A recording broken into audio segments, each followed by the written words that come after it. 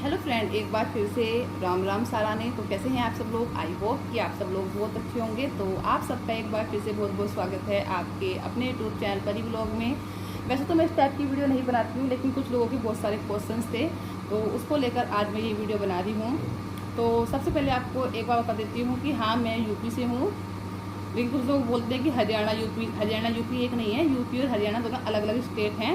तो मैं हाँ जी, मैं यूपी से हूँ, लेकिन जो मेरा सारा बचपन निकला है वो उत्तराखंड में निकला है, क्योंकि मेरे जो पापा जी हैं वो एक पुलिस ऑफिसर हैं।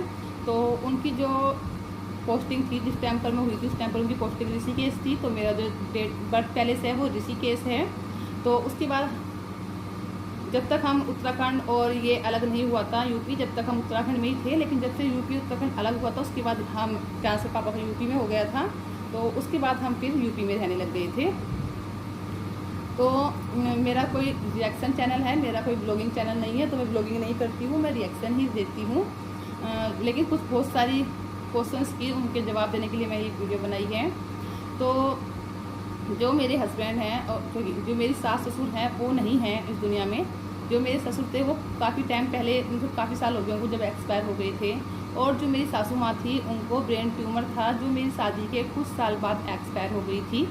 तो जब मेरी सासू माँ एक्सपायर हो गई थी, हम लोग बाहर रहते थे, मैं भी और मेरे हस्बैंड भी, हम दोनों जॉब करते थे।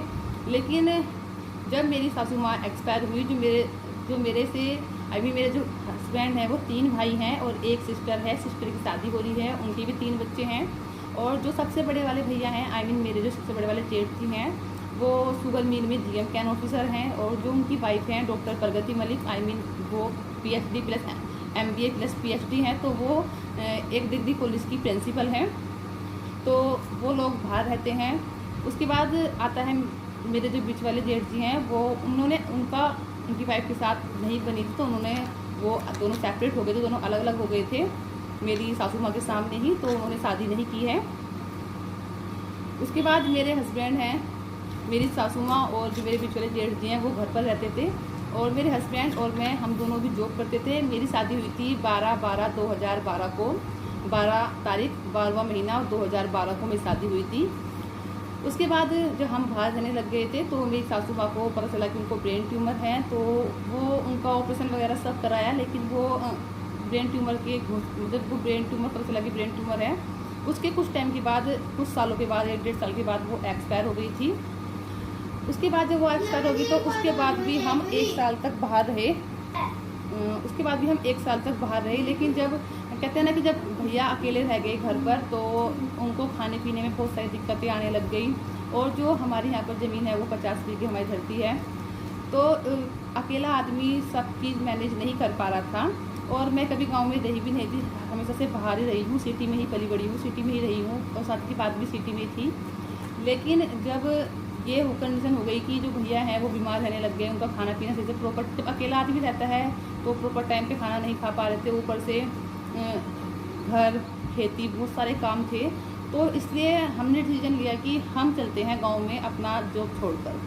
तो उस टाइम पर मैंने और मेरे हस्बैंड ने, हमने अपनी जॉब छोड़ दी और हम लोग गाँव में सेटल हो गए। माना कि जब एक शहर की लड़की गाँव में आती है तो बहुत सारी कठिनाइयों का सामना करना पड़ता है, लेकिन धीरे धीरे ना सब मैनेज होता चला जाता है। तो अब होता अपने रहन से होता है, ऐसा कुछ नहीं कि गांव में कुछ बेकार है या शहर में कुछ ज़्यादा फैसिलिटी हैं। वही फैसिलिटी गांव में होती हैं और वही फैसिलिटी शहर में होती है, ठीक है। वो अपने करने से होता है। जब हम गांव में रहने लग गए तो हमने बहुत सारा डेवलप किया गाँव में, बहुत सारी अपना घर दोबारा से रिन्यू करवाया, सारा सब कुछ कंस्ट्रक्शन का काम करा, सारा जो मतलब बहुत सारी फैसिलिटी थी जो गांव में नहीं थी वो सब गांव में कराई। तो अब इस टाइम पर जब मैं गांव में रहती हूँ तो मुझे ऐसा नहीं लगता कि कोई बहुत बड़ी वो है कि बहुत बड़ी मतलब दिक्कतें आ रही हैं। तो नहीं, वही शहर में वही गांव में। और जबकि मुझे तो अब गांव ज़्यादा बेटर लगता है शहर से, क्योंकि अभी भी मेरे जो फादर हैं वो शहर में रहते हैं। तो मुझे अब शहर में रह के ना ऐसा लगता है कि शहर में चले जाते हैं ना घर में तो कहाँ जेल में बंद हो गए, क्योंकि इतना बड़ा हमारा घर है यहाँ पर, शहर में इतनी सी पूरी कॉलोनी बना देते हैं लोग। तो अब खुले में रहने की आदत पड़ेगी, तो अब अपना गांव अच्छा लगता है। गांव में घी, दूध, मट्ठा, दही सब फ्री की है। शहर में चले जाओ। अभी मैं सैटरडे को वहाँ गई थी, मेरठ अपने घर गई थी।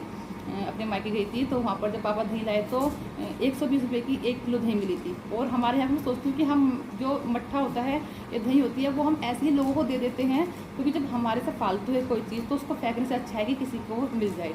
जबकि जो मेरा बेटा है ना, वो अपनी मैम के लिए रोज़ 1 बोतल मट्ठा लेके जाता है, ठीक है। तो इसलिए अब मुझे लगता है कि गाँव ज़्यादा बेटर है अकॉर्डिंग टू सिटी, क्योंकि सारी फैसिलिटी पहले पता मार्केट गाँव में नहीं होता था, वो शहर में जाके सामान लाना पड़ता था, डॉक्टर्स नहीं होते थे। लेकिन आज के टाइम पे डॉक्टर, मार्केट सब है गांव में। ऐसी कोई चीज़ नहीं है जो गांव में नहीं मिलती है, वो शहर में मिलती है। वही चीज़ें गांव में मिलती हैं और वही चीज़ें शहर में मिलती हैं। हाँ, गांव में ये हो जाता है कि थोड़ा जो चीज़ हमें शहर में 10 की मिल रही है वो हमें गाँव में 12 की मिल जाएगी, इतना अंतर होता है, बाकी कुछ अंतर नहीं है। तो वही उतना ही तेल लगता है, हम गाड़ी से जाएँ चाहे बाइक से जाएँ उतना ही तेल लगता है। समझो कि वो तेल के पैसे बच जाते हैं, वो पैसे यहाँ पर ये एक्स्ट्रा ले लेते हैं। और अब बहुत सारे लोग बोलते हैं कि मेरी क्वालिफ़िकेशन, तो मैं एमकॉम प्लस एनटीटी प्लस सीटीटीसी हूँ। और पहले मैं जॉब करती थी, लेकिन अब फिलहाल मैं बच्चों को ट्यूशन कराती हूँ। और जो मैं एक बार दिखा भी देती हूँ, पहले बता देती हूँ फिर दिखा देती हूँ, ठीक है। और रही मेरे बच्चों की बात, पहले मैं दिखाई देती हूँ उसके बाद ही बताती हूँ। ये है मेरी एमकॉम की चौधरी चरण सिंह यूनिवर्सिटी मेरठ से की है मैंने ये। और मैं आगे नहीं दिखा रही कुछ भी, क्योंकि मेरे जो फादर है ना, उनका नाम है, मेरी मदर का नाम है, तो वो मैं नहीं दिखाना चाहती, क्योंकि बहुत सारी चीज़ जो है ना उससे फिर मेंशन हो जाती हैं। तो ये मेरी एमकॉम की, फिर भी मैंने मेरी एमकॉम की मार्कशीट है। मैं बाकी नहीं दिखाना चाह रही आपको, क्योंकि बहुत सारे इसमें मिसयूज़ करते हैं। मेरे फादर का नेम, मदर का नेम है। तो ये मेरी एमकॉम की मार्कशीट है, जो कि चौधरी चरण सिंह विश्वविद्यालय मेरठ से की है मैंने, मेरठ यूनिवर्सिटी से की है, ठीक है। तो ये एमकॉम की है। उसके बाद ये है मेरा सीटीटीसी की सर्टिफिकेट, जो कि मैंने किया था मुजफ्फरनगर से। तो ये है मेरी एनटीटी की सर्टिफिकेट, जो कि मैंने, लोग इसका भी मिसयूज़ करते हैं, इसलिए मैं छुपा देती हूँ। ये मैंने की थी सहारनपुर से, क्योंकि मेरे फादर गवर्नमेंट पुलिस में है, तो मेरा ऐसे रहता है, कभी कहीं रहते हैं हम, कभी कहीं रहते हैं, कोई पक्का एक वो नहीं रहता कि हमें कहाँ रहना है। तो ये मैंने किया था सहारनपुर से। और ये मैंने किया भी कब था, 2010 में और 2011 में, और 2012 में मेरी शादी हो गई थी। तो ये हैं परिधि मलिक LKG। जब ये LKG में थी ना, तो उस टाइम पर ये मेरी बेटी जो हमेशा लेफ्ट हैंडेड है वो, लेकिन इंटरनेशनल हैंड राइटिंग कॉम्पिटिशन में वो उस टाइम पर सेकंड आई थी। और लेकिन अगर आप लोग इसकी आज की राइटिंग देख लेंगे ना, तो ये ऐसी लिखती है एक मोती लिख दिया हो, इसने मोती छाप दिया हो, ठीक है। ये है इनके स्कूल के रिजल्ट, जिसमें ये हमेशा 100% मार्क्स ही लेकर आते हैं, दोनों बच्चे 100% first position, 100% first position, 100% first position, outstanding performance, ये कमाया है मैंने, ठीक है। 100%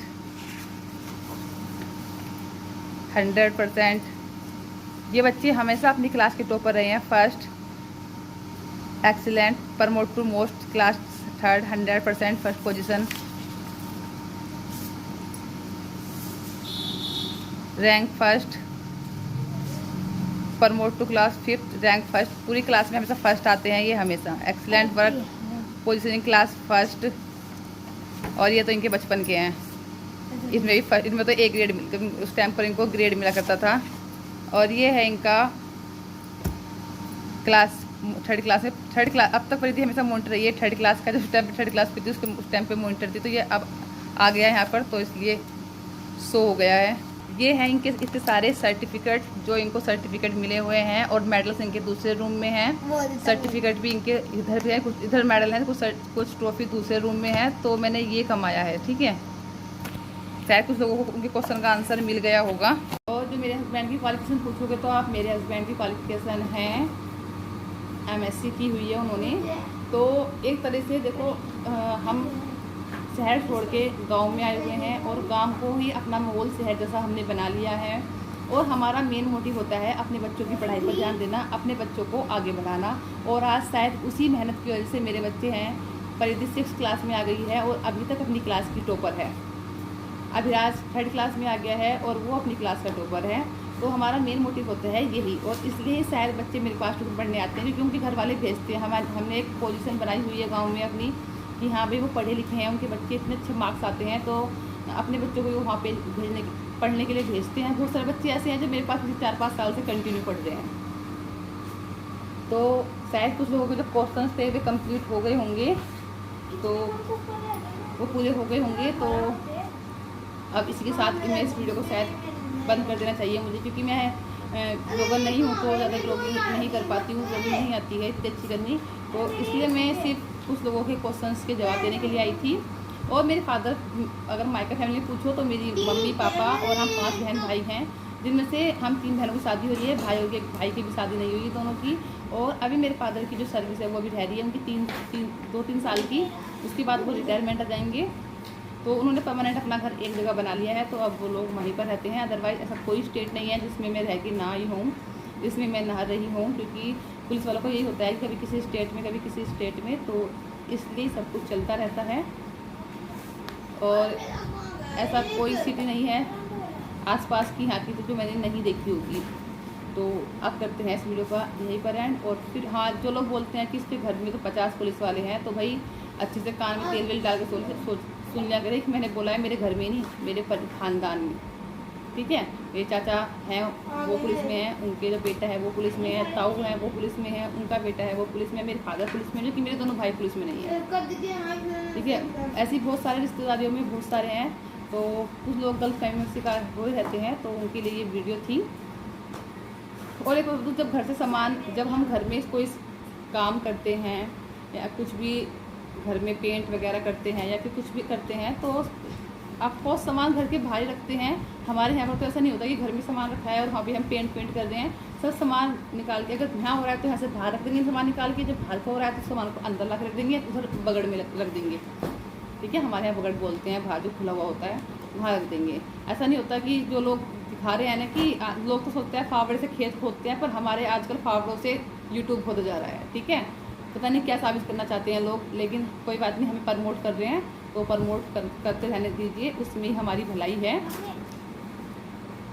क्योंकि हम जो हैं हम वो ही रहेंगे, किसी के कहने से कुछ चैन नहीं होगा। तो इसलिए मैं थोड़ा, फ्रेंड्स अब मैं आपको आगे की वीडियो में अपने घर का कुछ पार्ट दिखा देती हूँ। सारा घर नहीं दिखाऊंगी, लेकिन कुछ पार्ट दिखा देती हूँ, क्योंकि देखो मेरे से शो ऑफ करना नहीं आता है, इसलिए मैं नहीं करती हूँ। चाहने को तो मैं अपने मायके की वहाँ पूरे घर की वीडियो बना के दिखा सकती थी, पर नहीं, ठीक है। मेरा मानना ये है कि अपने घर पे अगर हम 2 टाइम की रोटी खा रहे हैं बिना किसी से मांगे, तो उसमें बहुत बड़ी इंसानियत है। घर चाहे झोपड़ी में हो, चाहे घर महल में हो, लेकिन मायने रखती है इज्जत, उस ज़्यादा कुछ चीज़ मायने नहीं रखती है। तो मेरा सिर्फ एक ही मोटिव है कि मेरा घर जैसा भी है, जो भी है, अपने दम पे है और खुश हैं हम। हमारी फैमिली बहुत खुश है और भगवान की कृपा से 2 टाइम की रोटी मिलती है और हमारे घर में किसी चीज़ की कमी नहीं है। तो इसलिए मैं आपको कुछ घर के पार्ट्स आज दिखाने वाली हूँ इस वीडियो में। मैं अपने घर की वीडियो थोड़े बाहर सुनाती हूँ। यहाँ बच्चे जो हैं वो खेल रहे हैं, और ऊपर से ही दिखाती हूँ, ये मेरे गेट का मेन है जिस पे लिखा हुआ है मलिक निवास, डायरेक्टर चौधरी सत्यवीर सिंह, जो कि 2009 में बना था, जो कि मेरे ग्रैंडफादर, मतलब बच्चों के ग्रैंडफादर में मेरे ससुर जी जो थे वो डायरेक्टर थे, जो कि रिटायर थे। थोड़ा थोड़ा दिखाऊंगी। ये कूलर है, अभिराज की बाइक खड़ी है, और ये गेहूं की टंकी खड़ी है। यहाँ कुछ खाद के कट्टे रखे हुए हैं जो कि भी ख़त्म हो गए हैं। और ये है मशीन दूध निकालने वाली, जिससे हमारा दूध निकलता है। इससे दूध निकल रहा है फिलहाल, अभी एक गाय का निकल गया, वो चली गई है, दूसरी गाय आएगी उसका निकलेगा। तो इस कैन में हो जाता है, उसके बाद फिर इन बाल्टियों में, दोनों बाल्टियों में होकर वो डेयरी पे जाता है। और यहाँ भी फ़ैन चल रहा है, क्योंकि दूध निकालता है उसके लिए फ़ैन चाहिए होता है, तो यहाँ फ़ैन चल रहा है। और अभी 2 बच्चियाँ और भैंस बंधी हुई है यहाँ पर। तो दूध जो निकलता है हमारा मशीन से निकलता है, क्योंकि हमारे यहाँ दूध ज़्यादा होता है, तो इसलिए मशीन से निकलता है। और ये अभी खेल रहे हैं, अभी परिवार। वो हमारी किचन है, बिल्कुल खोल के तो दिखाऊंगी नहीं, क्योंकि मैं नॉट ए ब्लॉगर, मैं ऐसी ही हूँ, तो फिर ऐसे दिखा रही हूँ। ये हमारी किचन है, जिसकी मैंने अभी लाइट बंद की हुई है। तो ये हमारी किचन है,